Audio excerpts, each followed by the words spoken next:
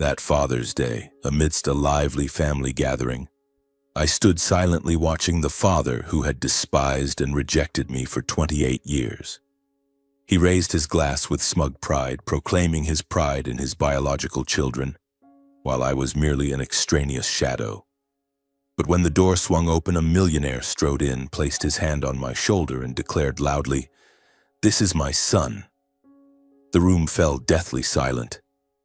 The truth buried for so many years was finally laid bare, and from that moment my world changed completely. Hello, my name is Dean Caldwell.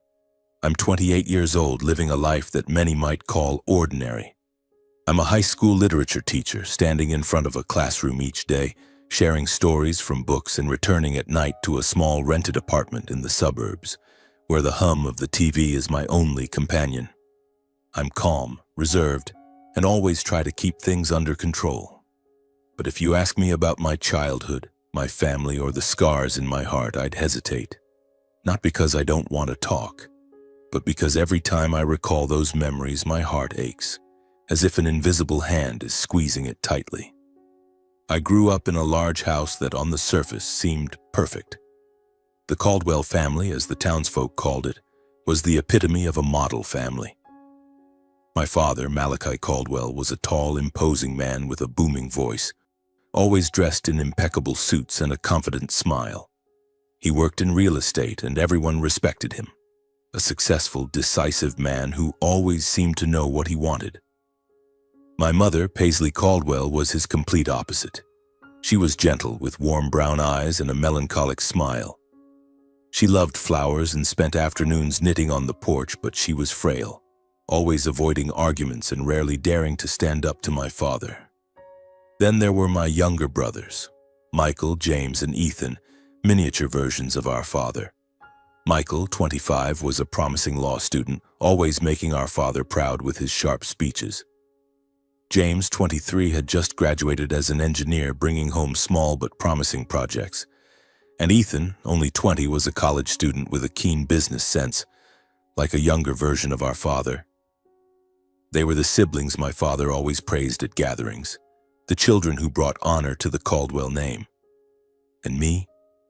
I was Dean, the eldest, but always the outsider in that perfect family portrait. From a young age, I sensed the difference. My father never looked at me with the same pride he showed my brothers. When I brought home straight-A report cards, he'd glance at them and nod, as if it was something I was expected to do. But when Michael won a school speech contest or James built a technical model, the house would erupt in celebration. I remember when I was 13, I spent an entire month painting a large portrait of our family, intending to give it to my father for Father's Day. I carefully depicted everyone from my mother's smile to Ethan's favorite jacket, who was only 5 at the time.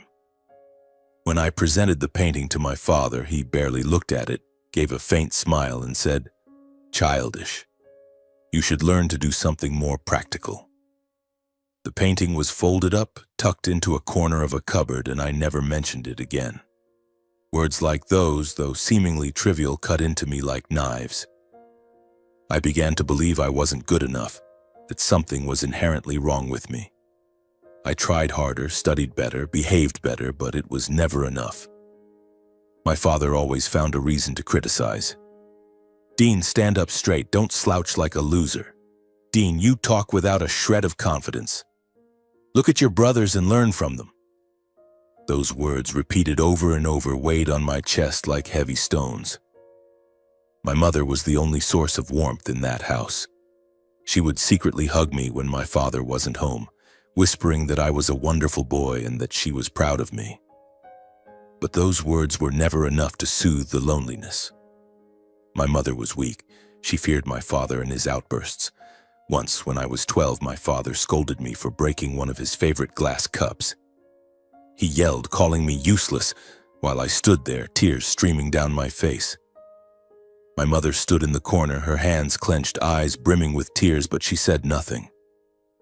After my father stormed off, she quietly pulled me into the kitchen, wiped my tears, and made me a sandwich. "Don't be sad, Dean," she said, her voice trembling. "Your father's just stressed. But deep down, I knew she was as powerless as I was. Holidays were the times I dreaded most. Christmas, Thanksgiving, Father's Day, days when families gathered and laughed together, were the days I felt like an outsider. I still remember Thanksgiving when I was 15. The whole family gathered, the table laden with delicious food, laughter echoing through the house. My brothers shared their achievements. Michael boasted about a school award. James talked about a science model, and Ethan chattered about a football game he watched with our father. My father proudly patted their shoulders, bragging to relatives. I sat at the corner of the table, eating quietly, trying not to draw attention. But as if it were a habit, my father turned to me, his tone mocking. "Dean, got anything to share? Or are you still just burying your nose in books?" The table burst into laughter as if it were a harmless joke. To me, it felt like a punch to the chest. I forced a smile, mumbled something about a recent high test score, but no one cared. My mother looked at me with apologetic eyes, but she remained silent. Moments like that repeated year after year. I learned to shrink myself, to become a shadow in my own home. I stopped trying to vie for attention or recognition from my father. I just wanted to survive the holidays, the family dinners, the contemptuous glances. But deep inside, I couldn't stop wondering, why? Why was I never good enough? Why was I always on the outside? When I grew up, I left home as soon as I could. I chose to become a teacher, not because it was a grand dream, but because it was safe and quiet. I wanted a life where I didn't have to prove myself or chase anyone's approval. I rented a small apartment, cooked my own meals, did my own laundry, and took care of myself. I lived independently, but that independence wasn't freedom. It was my way of escaping the feeling of unworthiness, escaping the shadow of the Caldwell family. But no matter how hard I tried, the scars from my childhood lingered, smoldering like a fire that never went out. Every time the phone rang, every time my mother called to check in, I could hear my father's voice from the past, reminding me I never belonged there. Every time Father's Day approached, I braced myself for the mocking words and cold glances. I had learned to accept that I was an outsider, but that didn't mean it didn't hurt. Some nights, sitting alone in my apartment, I wondered if I could ever change anything. Would there ever be a day when I'd find answers to the questions that had haunted me for years? I didn't know, but deep down I felt that something was waiting for me, a truth I had never dared to face. And I found the answer on a late evening after finishing a tutoring session as I drove my old car back home. The dashboard clock showed nearly 10 o'clock at night, and the crisp autumn air slipped through the slightly open window. I was exhausted, not from work, but from the thoughts that kept swirling in my mind. I turned on the radio, hoping the music would dispel the heaviness I felt. The road I took passed through an old neighborhood where dim yellow streetlights barely illuminated a few meters ahead. I usually avoided this area at night, but tonight I just wanted to get home faster. As I turned into a narrow alley, a shortcut to the main road, I suddenly froze.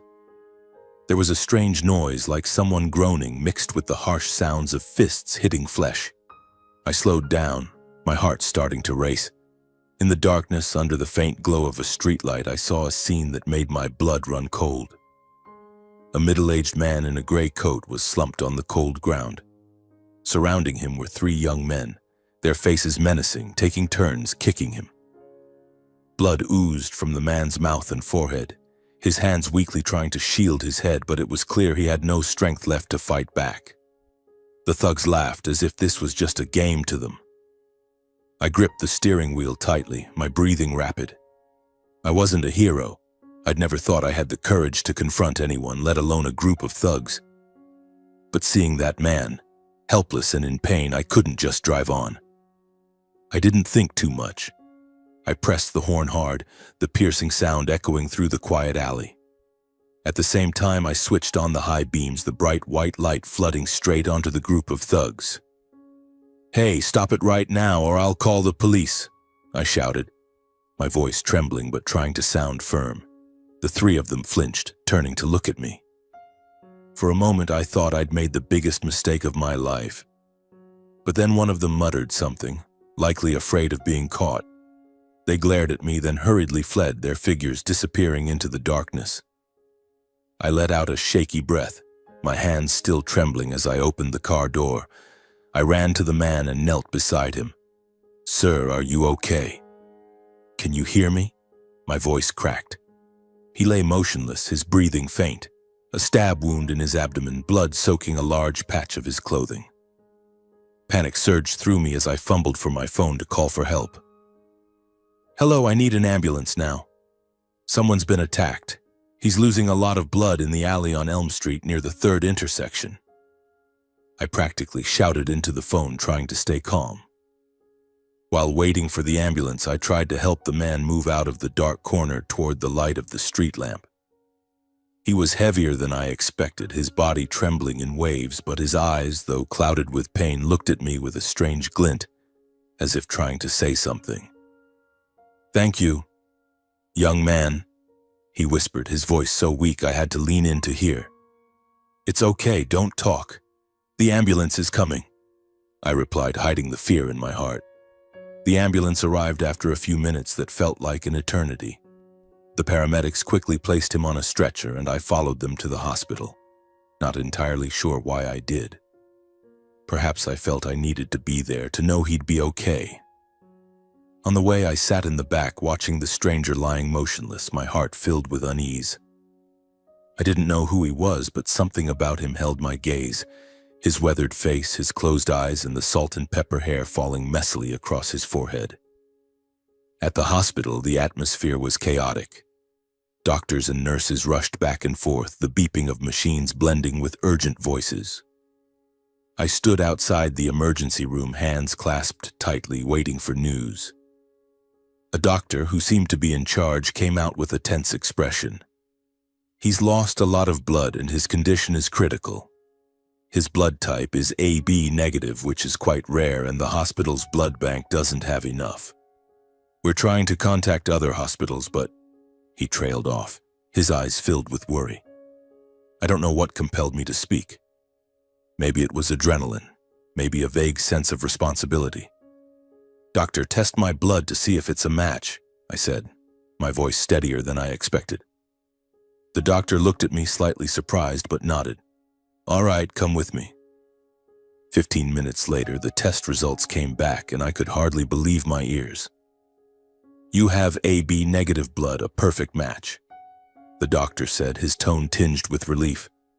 "Are you willing to donate?" I nodded without hesitation. In the blood donation room, I lay on the bed, watching the red blood flow through the tube. The man had been taken into surgery, and all I could do was pray he'd pull through. The nurse drawing my blood, a middle-aged woman with kind eyes, suddenly looked at me, then at the man's chart. She smiled and said casually, "How strange. You two not only share a rare blood type, but you even look alike. If I didn't know better, I'd think you were father and son." I laughed, but it was a forced smile. "Just a coincidence, I'm sure," I replied, trying to keep my voice steady. But deep inside, a strange feeling stirred, as if a door had just cracked open, revealing a secret I wasn't ready to face. I shook my head, telling myself it was just an offhand remark. When I left the hospital, it was nearly dawn. I drove home, my mind exhausted but unable to stop thinking about the man, the doctor's words, and the strange feeling that clung to me. I gave a weak smile to my reflection in the rearview mirror, trying to brush off the tangled thoughts. Just an ordinary night. Just a random coincidence, I told myself.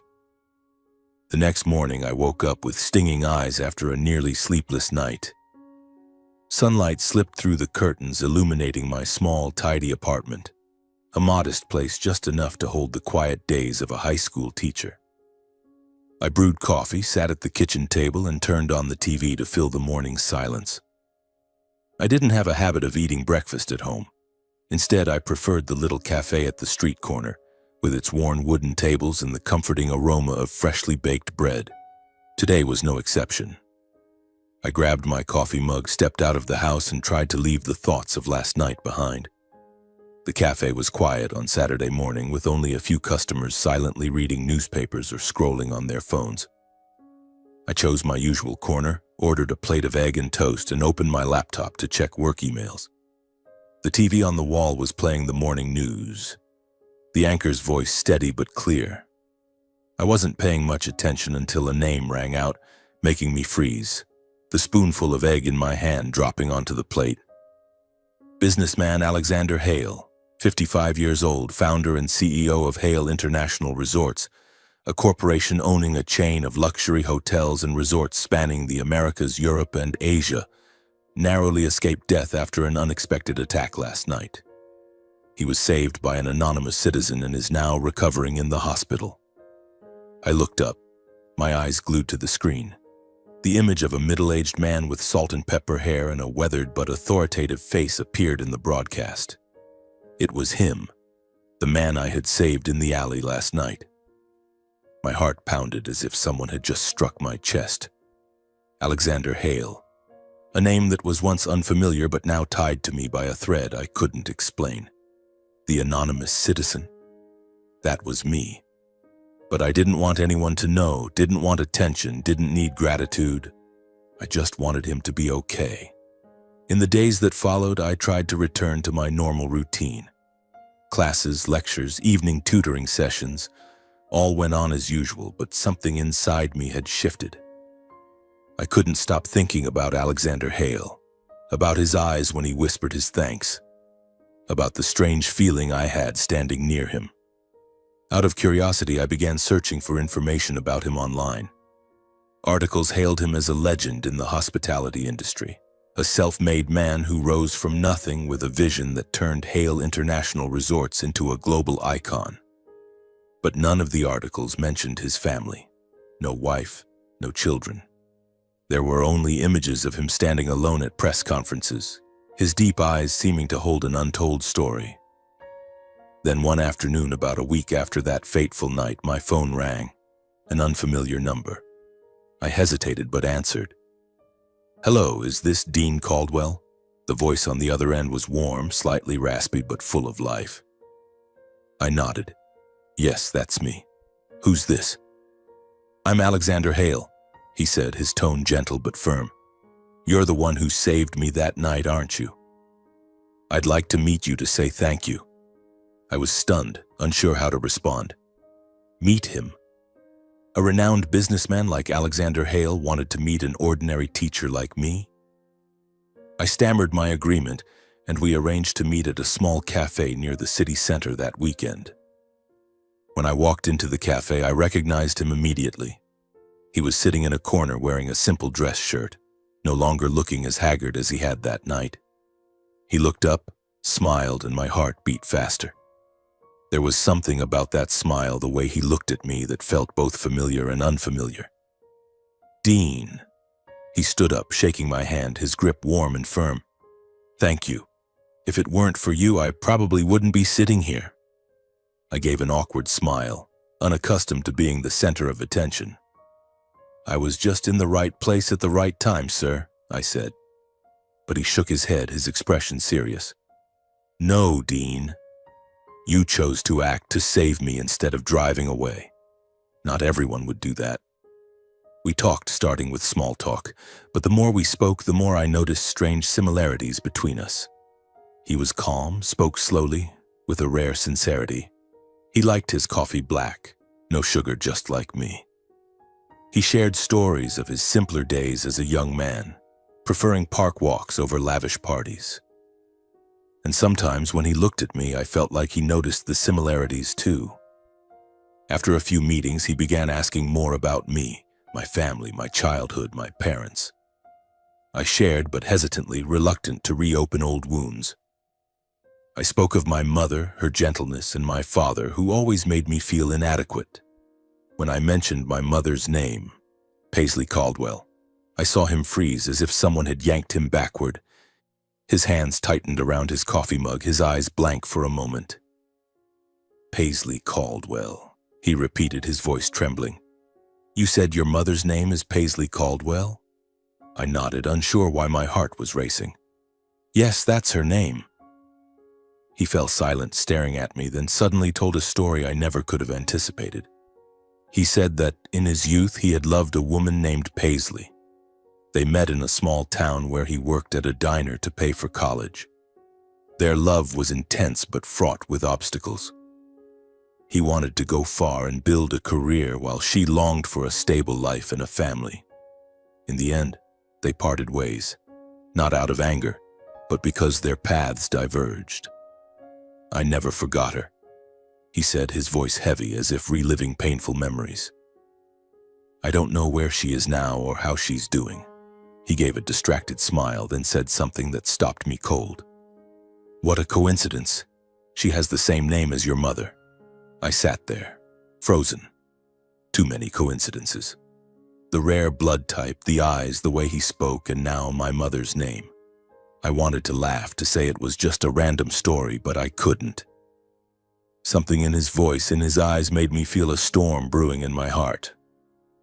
The meeting ended strangely.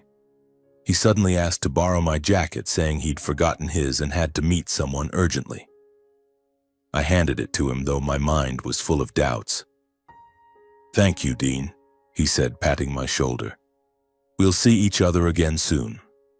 He left, leaving me with an unnamed sense of unease. Half a month passed, but the unease didn't fade. It clung to me, creeping into my fleeting dreams and quiet moments in my small apartment. I tried to focus on work, literature lessons, evening tutoring sessions, but my mind kept drifting to Alexander Hale, to his story of a youthful love, to the name Paisley. I told myself I was overthinking it. Then one afternoon, as I stepped out of the school, my phone rang. It was him, Alexander Hale. Dean. His voice on the other end was still warm, but this time there was an urgency, as if he were holding back strong emotions. Are you free? I need to meet you. It's important. My heart raced, a sense of foreboding rising within me. I agreed, and we arranged to meet at a small park near my home where the maple trees were turning red in the glow of the sunset. When I arrived, he was already there, sitting on a wooden bench holding a brown envelope. He wore a simple suit, but his eyes were heavy, as if carrying a monumental secret. I sat down beside him, trying to appear calm, but my hands trembled slightly as they touched the cold bench. Dean, he began, his voice low. I've been thinking a lot since our last meeting. There's something I need to show you. He handed me the envelope, his eyes never leaving my face, as if searching for a reaction.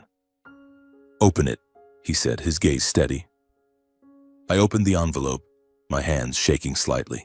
Inside was a sheet of paper, a DNA test result.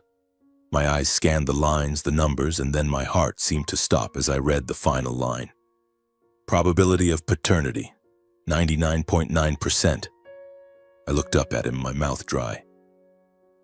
What does this mean?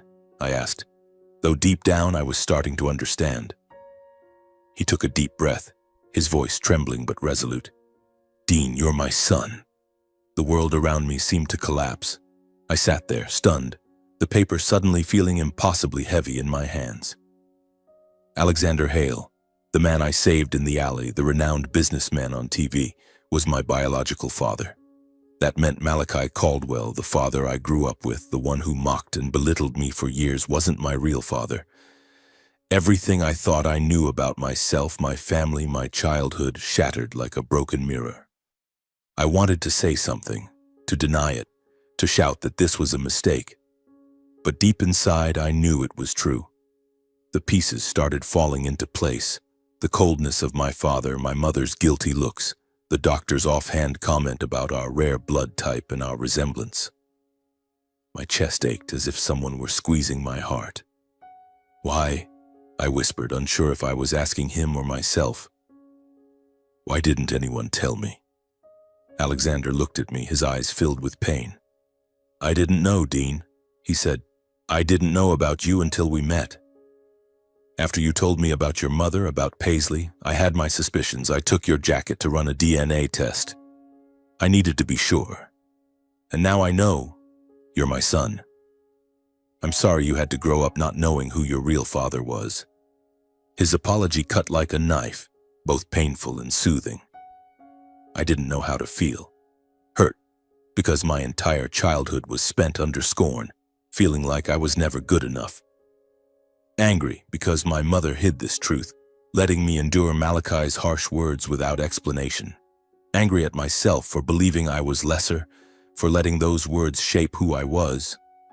But amidst the storm of emotions, there was a flicker of relief, as if an invisible burden had finally been lifted. I no longer had to wonder why I was treated differently. I no longer had to blame myself. But with that relief came fear. If this truth came to light, everything would change. The already fractured Caldwell family would completely fall apart. What would happen to my mother when the secret she'd kept for so long was exposed? How would my brothers, always favored by our father, look at me? And who would I, Dean Caldwell, become when I no longer carried that name, no longer belonged to the house I grew up in? Alexander seemed to sense the chaos within me. He placed his hand on my shoulder, his voice gentle but firm. Dean, I want to claim you. I want to publicly acknowledge you as my son. I want to bring you into my life, give you the place you deserve. You shouldn't have to live in the shadows, shouldn't have to endure what you've been through. His offer left me speechless. Part of me yearned to accept, to be loved, recognized, to belong somewhere I wasn't an outsider. But another part was terrified. I didn't know if I had the courage to face this truth, to step into a completely new world, to leave behind what was familiar, no matter how painful it had been. I need time, I said, my voice hoarse. I need to think. He nodded, his eyes full of understanding. I understand, Dean. I'll wait. Take your time, and when you're ready, I'll be here. He stood up, leaving me on the bench with the DNA test result in my hands and a storm of emotions in my heart. I sat there watching the maple leaves fall in the sunset's glow, feeling like I was standing at a crossroads. Pain, anger, relief, and confusion all swirling within me. The days that followed, I lived like a shadow. I went to teach, stood in front of my classes, talking about stories from books, but my mind was elsewhere, lost between the past and the present. Every time I looked in the mirror, I saw Alexander's eyes, and every time I thought of my mother, my heart ached. Why didn't she say anything? Why did she let me grow up under Malachi's coldness, feeling like an unwanted extra? I wanted to be angry with her, but whenever I recalled her guilty eyes, I couldn't. I only felt a deep, piercing pain, as if my entire childhood had been a lie. Father's Day was approaching, and the Caldwell household was buzzing with excitement. I overheard my mother on the phone, her voice full of enthusiasm as she talked about the party at home. My brothers, Michael, James, and Ethan, were all assigned important roles.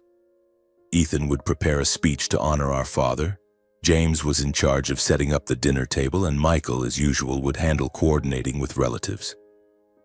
Everyone was busy, laughing as if this were a sacred holiday, a time for the family to gather and celebrate Malachi Caldwell, the exemplary father, the successful man. And me? I wasn't mentioned. Not a single call, not a single text. I was as good as invisible in their plans. Part of me was used to it. Holidays were always like this, moments when I was pushed to the sidelines. But this time, after learning the truth about my lineage, their silence wasn't just neglect. It was another sharp, cruel stab. Then one afternoon, as I was preparing materials for class, my phone rang. It was Malachi. His voice was cold as always. "Dean," he said without so much as a greeting, "don't come to the Father's Day party. This day is only for my real children." I stood there, gripping the phone tightly, feeling the blood in my veins turn to ice. My real children. His words were like a slap to the face, sharp and humiliating. I wanted to respond, to scream that I knew the truth, that he wasn't my father, but I couldn't. The words caught in my throat, and I only mumbled, "All right, have a good time," before he hung up. I sank into a chair, my mind reeling. The pain I'd suppressed for years surged forth like a violent wave, drowning me. This wasn't just exclusion anymore. It was a complete denial of my place as a son. Old memories flooded back. Times when my father called me useless.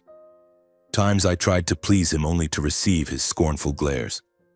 And now, I understood why. He knew. Perhaps he had always suspected or even known for certain that I wasn't his biological son, and he had used that truth to torment me, to make me an outsider in my own family. But in that dark moment, a fire ignited within me, not pain but anger. I was tired of bowing my head, tired of enduring. The DNA test result still tucked in my desk drawer wasn't just proof. It was the key to ending this cycle of humiliation, to reclaiming myself. I could no longer live in the shadow of lies. That night, I returned to my apartment, my mind in turmoil. I lay in bed, staring at the ceiling, memories and emotions intertwining like an old film reel. I thought of my mother, her guilty eyes whenever my father scolded me. I thought of my brothers who never truly saw me as one of them. And I thought of Alexander Hale, the biological father I never knew, who looked at me with eyes full of love and regret. All night I lay awake, wrestling with myself. Should I stay silent, continue living as a shadow? Or should I confront the truth, even if it meant destroying everything? At dawn, as the first light of morning broke, I picked up my phone, my hands trembling as I dialed Alexander's number. He answered immediately, his voice as warm as ever. "Dean, what's wrong?" I took a deep breath, trying to keep my voice steady. "Mr. Hale," I said, "I want to tell you about what I've been through. About my father. No, about Malachi Caldwell. About how he treated me, about the years I was pushed aside, and I want it to end." I poured it all out, the mocking words from Malachi, the times I was excluded, and the call yesterday when he bluntly told me I wasn't his son. I spoke of the pain, the humiliation, and the awakening within me. "I want to go to the Father's Day party at the Caldwell house," I said, my voice firmer than ever. "But not as Malachi's son. I want you to come with me. I want to reveal the truth, to let everyone know who I am and to put an end to this pain." There was a moment of silence on the other end. Then Alexander spoke, his voice thick with emotion. "Dean, I'll be there. We'll face this together." I smiled, though my eyes stung with tears. For the first time in my life, I felt I was no longer alone. Father's Day arrived, bringing with it the familiar festive atmosphere I had never truly been a part of. From early morning, my phone buzzed with messages in the family group chat, where my brothers discussed the party at the Caldwell house with enthusiasm. I wasn't surprised, but each message felt like a small stab, a reminder of the years filled with hurt. I stood in front of the mirror, adjusting my dark blue dress shirt, the nicest one I owned. Today I wasn't attending as Dean Caldwell, the despised son. I was going as the son of Alexander Hale, armed with the truth and determined to end the days of living in the shadows. I took a deep breath, trying to suppress the trembling within me. Then I stepped out of the house, driving to meet Alexander at a small cafe before heading to the Caldwell house together. He was already there, sitting in his usual corner, calm but with resolute eyes. He wore a simple gray suit, exuding the aura of a seasoned man. When he saw me, he stood up and smiled. "Ready, Dean?" he asked, his voice warm. I nodded, though my heart was pounding. "Ready," I said, despite the lingering fear inside. We drove to the Caldwell house, the large home with brightly lit windows and the sound of lively chatter spilling out from within. I could hear my mother's gentle but excited voice and Malachi's booming, self-assured tone, as always. The dining table was surely set lavishly, with dishes my mother had spent a week preparing, expensive bottles of wine, and endless toasts from relatives. This was Malachi's stage, where he always shone, where he was celebrated as the exemplary father. I parked the car in front of the gate, my hands gripping the steering wheel tightly. Alexander placed a hand on my shoulder, his eyes reassuring. "We're doing this for you, Dean," he said. "Because you deserve to know the truth, and the world deserves to know who you are." I nodded, took a deep breath, and stepped out of the car. We walked up the path, each step feeling heavier. I could hear the laughter from inside, the clinking of wine glasses, and Malachi's voice recounting a story about Michael's success in law. The large oak door loomed before us, I glanced at Alexander, who nodded, and I pushed it open. The sounds inside halted abruptly, as if time itself had frozen. All eyes turned toward me as I stepped in, with Alexander by my side, a man none in the room had met except for my mother. The warm, festive atmosphere turned heavy, as if a cold wind had swept through. Malachi sat at the head of the table, the center of attention, a glass of wine in hand. He was laughing, boasting about his real children, about how Michael, James, and Ethan had brought honor to the Caldwell name. But when he saw me, his smile vanished, his eyes narrowed, his face shifting from surprise to anger. "Dean, what are you doing here?" he roared, his voice thick with rage. "I told you not to come. This day isn't for you." His words, sharp as a blade, cut into my heart. But this time I didn't bow my head, I didn't retreat. I stood tall, meeting his gaze, the anger within me flaring like a fire. My brothers, Michael, James, and Ethan, sat around the table, bewildered, their eyes shifting between me and the man beside me. My mother stood in the corner of the room holding a tray of desserts, her face pale as if she'd seen a ghost from her past. When her eyes met Alexander's, her hands trembled, and the tray slipped from her grasp, crashing to the floor with a sharp clatter. Everyone flinched, but she seemed oblivious. Her eyes were locked on Alexander, as if time had rewound to the days when she was young, when they loved each other in a small town before everything fell apart. I saw the guilt in her eyes, a deep pain she had buried for years. She knew who Alexander was. She knew the truth I was about to reveal, and I saw her struggle to hold it together, her lips pressed tightly, her hands clenched as if to contain the flood of emotions. But she couldn't stay still. She hurried toward me, her voice trembling, almost pleading. "Dean, please, go home," she whispered, grabbing my hand, her eyes filled with panic. "Don't say anything. I'm begging you, let this go." Her words were another knife, not out of scorn, but out of desperation. She knew what was coming, and she was afraid.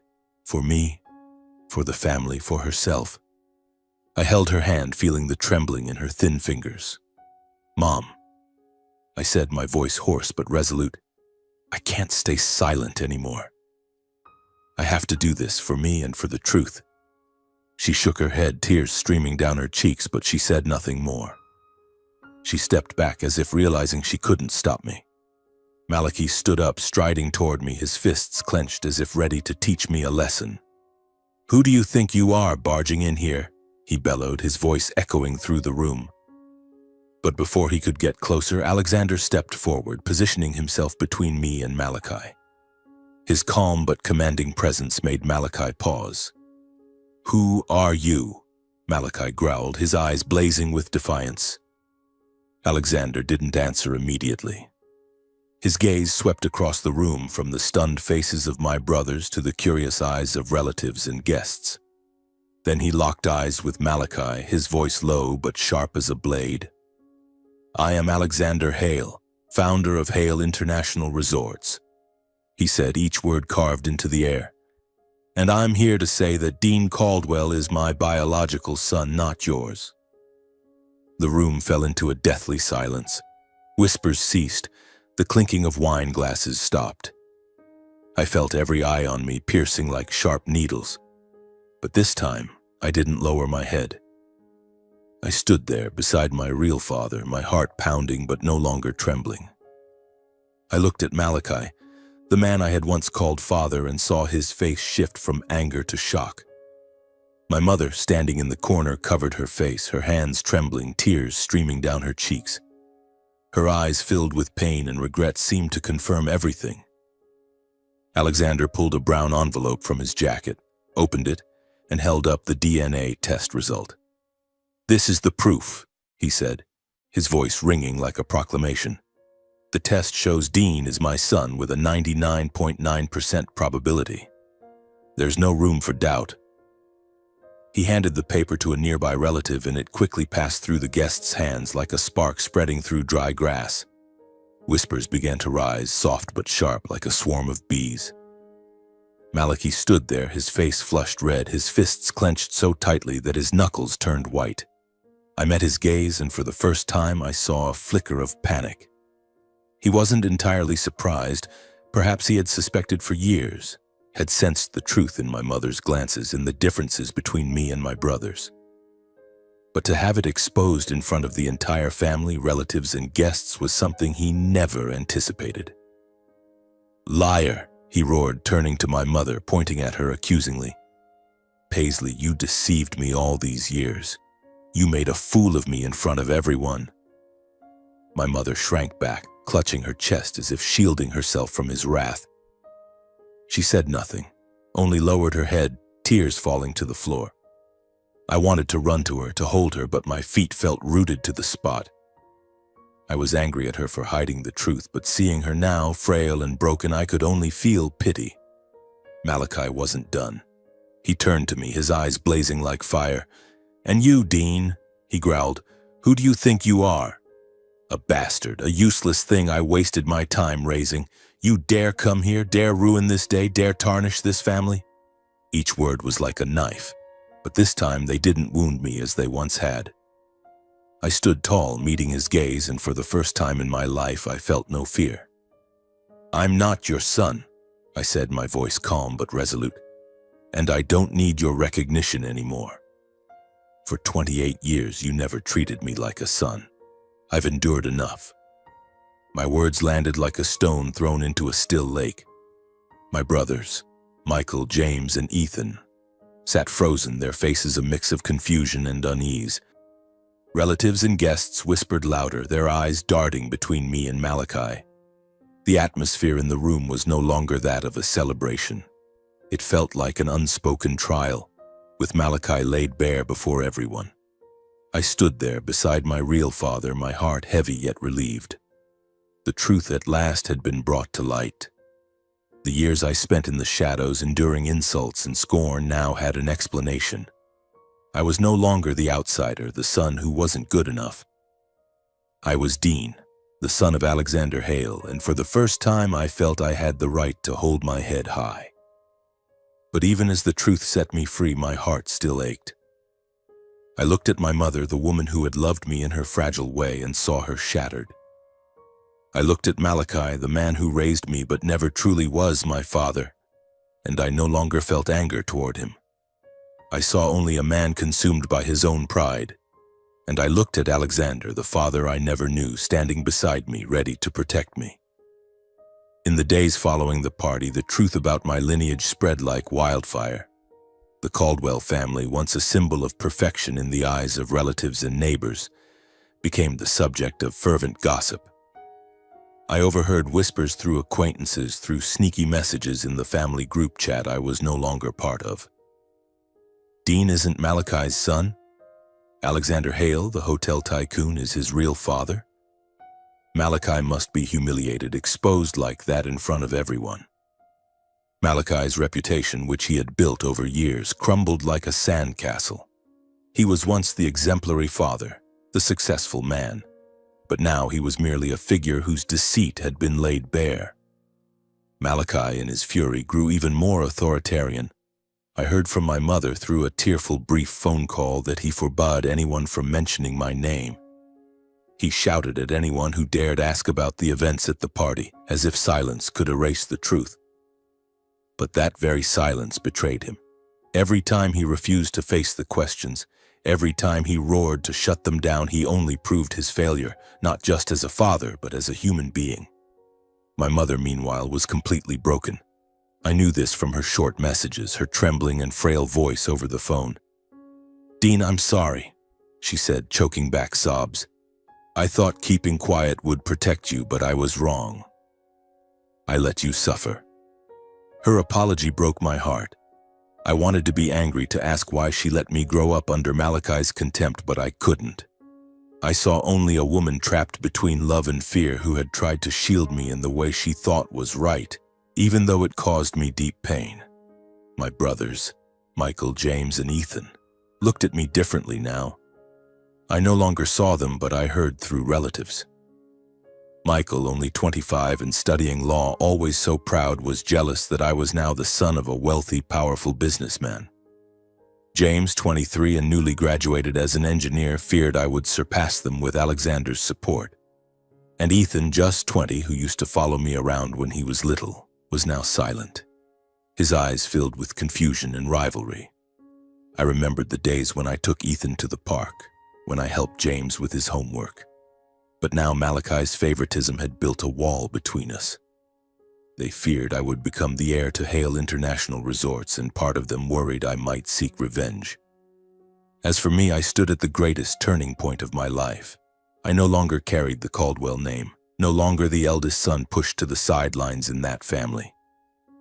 The weight of years, the humiliation, the pain, the self-doubt gave way to a new resolve. I wanted to live true to my worth, no longer defined by Malachi's scorn or my mother's guilty glances. I wanted to be Dean, the son of Alexander Hale, and I wanted to prove I was worthy of that name. Alexander didn't let me face this journey alone. A week after the party, he publicly acknowledged me before the world and his company. At a press conference at Hale International Resorts headquarters, he stood before hundreds of employees and reporters, his voice ringing with pride. Dean is my son, and I'm overjoyed to welcome him into our family.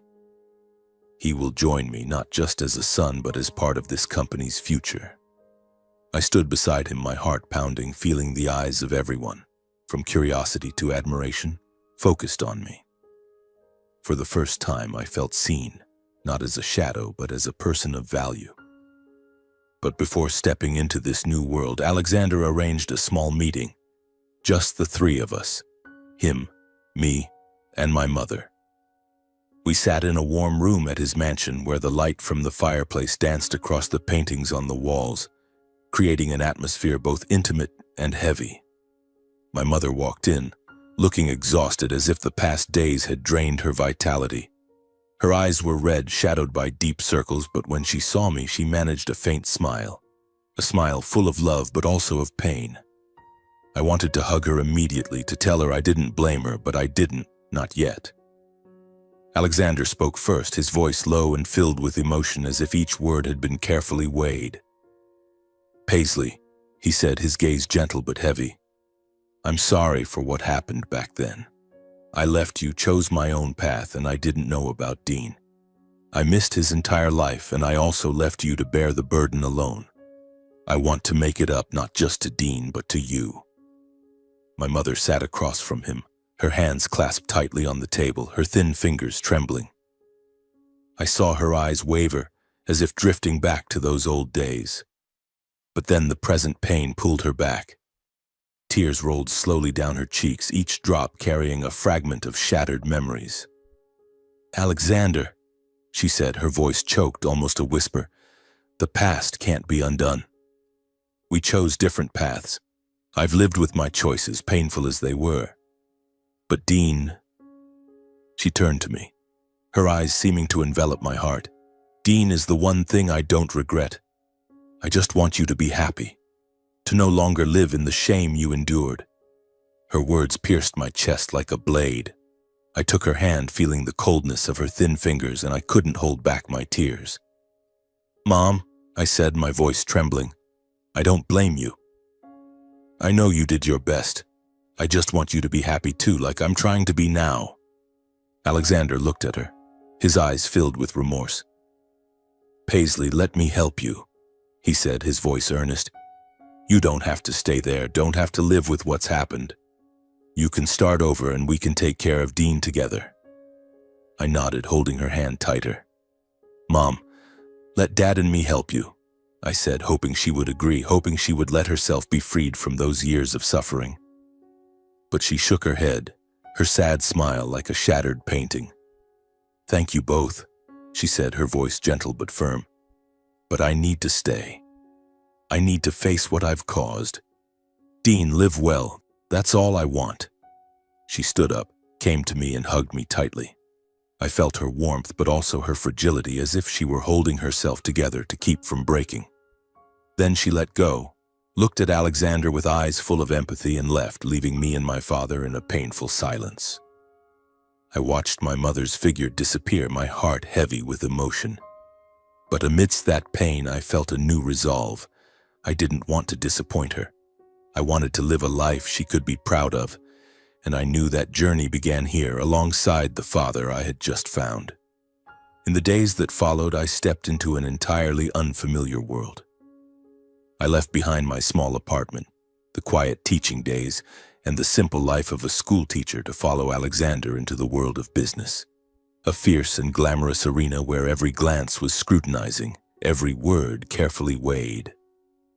Hale International Resorts, my father's hotel empire, was not just a company, it was a symbol of luxury, power, and ambition. When I first stepped into its headquarters with its shimmering glass walls and marble-lined corridors, I felt like a stranger lost in a palace. The early days were truly challenging. I sat through meetings where people discussed figures, strategies, and multi-million-dollar deals, while I quietly took notes, struggling to grasp unfamiliar terms like net profit or return on investment. My father's colleagues, men and women in expensive suits, looked at me with skeptical, sometimes contemptuous eyes. He's Hale's son, but what does he know about business? I overheard one whisper in a meeting room. The social gatherings were even more stifling. I stood among clinking wine glasses, forced smiles, and conversations about markets I didn't understand, feeling small and out of place. But my father, Alexander, never let me drown in self-doubt. He patiently guided me step by step, like a teacher mentoring a student. Every evening after long days at the office, he called me into his study, spreading out financial reports and explaining each figure with remarkable calm. "Dean," he said, his eyes encouraging, "you don't need to be great right away. You just need to be patient and you'll get there." He taught me how to manage staff, how to deal with partners, and how to stay calm under pressure. Once he brought me to a negotiation with a major investor, and when I stumbled over a question, he smiled, stepped in to cover for me, and later gently pointed out my mistakes so I could learn. But I didn't always progress. I made mistakes, and more than once they made me want to give up. One time I misread a contract, nearly costing the company an important client. My father's colleagues didn't miss the chance to criticize. "He doesn't belong here," one said bluntly to my face, his tone dripping with sarcasm. That night I returned to the new apartment my father had rented for me, sitting alone and feeling like the old Dean, the one who was never good enough. I stared out the window at the twinkling city lights, wondering if I was on the wrong path. But then I thought of my mother, her eyes when she said she wanted me to be happy. I thought of my father who had stood up for me against Malachi, and I thought of myself, the person who had endured years of scorn yet still stood up, still moved forward. I couldn't give up. I started working harder, listening to every piece of advice from my father, noting every detail, and observing how he handled tough situations. I learned to stand tall under skeptical gazes, to answer difficult questions, and to turn fear into motivation. Over time, I began to change. I was no longer the awkward man fumbling through meetings. I started offering ideas, some of which earned nods of approval from colleagues. I handled small issues, then larger ones. Once, when a partner deliberately tried to trip me up in a negotiation, I calmly presented my case, backing it up with figures I'd studied all night. The partner, who had initially looked at me with disdain, ended up nodding and shaking my hand. "Not bad, Dean," he said, and I felt a spark of pride ignite within me. The turning point came when my father entrusted me with a major deal, a project to build a new resort in Europe. I worked day and night, coordinating with the team, checking every detail from design to budget. There were moments I thought I would fail, but my father was always there, not just as a guide, but as someone who believed in me. When the contract was signed and the project approved, the meeting room erupted in applause. I looked at my father, and his eyes, filled with pride and love, left me choked up. That night in my father's office, it was just the two of us. He placed a hand on my shoulder and smiled. "Dean, you did it. I knew you could." I looked at him, feeling my heart warmer than ever before. "I didn't waste this chance," I whispered to myself. "Finally, I've proven my worth." For the first time, I no longer felt like an outsider. I was Dean, the son of Alexander Hale, and I belonged here. 2 years have passed since that fateful night, and my life has transformed in ways I never dared to dream. This year's Father's Day is no longer a painful memory, no longer filled with mocking words or contemptuous glances. Instead, I stand beside my real father in the lush garden behind his mansion. The table is set simply but warmly, with dishes he personally chose. Simple foods we both love, like toasted bread and beef stew. There are no extravagant relatives, no hollow toasts. Just me, my father, and a few of his close friends who have become my new family. I look at my father now in his late 50s, his salt and pepper hair sprinkled with a few more strands of silver, but his eyes still shining with determination and love. He raises his wine glass, smiling at me. "To you, Dean," he says, his voice warm and steady. "To our journey." I smile back, feeling a peace I've never known before. This isn't the false atmosphere of the Caldwell family where I was always pushed to the sidelines. This is genuine recognition, a sense of belonging, the home I've found after years of being lost. As we sit down, amid soft laughter and the golden sunlight filtering through the trees, I reflect on the journey I've taken. The truth about my lineage buried for so many years finally rose to the surface, like an ember that could not be extinguished. It tore down the walls I had built around myself, walls constructed from self-doubt and pain. I once thought my worth lay in the approval of Malachi, in the acceptance of the Caldwell family, but I was wrong. A person's value doesn't come from the labels others place on them or their biases. It lies in perseverance, in dignity, and in the relentless effort to rise, even when everything seems stacked against you. I am living proof of that. From a boy raised under contempt, always feeling inadequate, I found the truth and dared to confront it. I stepped through pain, failures, and skeptical glances to become the man I always longed to be. Confident, living true to my worth. The journey wasn't easy. There were nights I lay awake wondering if I had the strength to keep going. There were days I wanted to give up, to return to the simple life of a teacher where no one expected too much of me.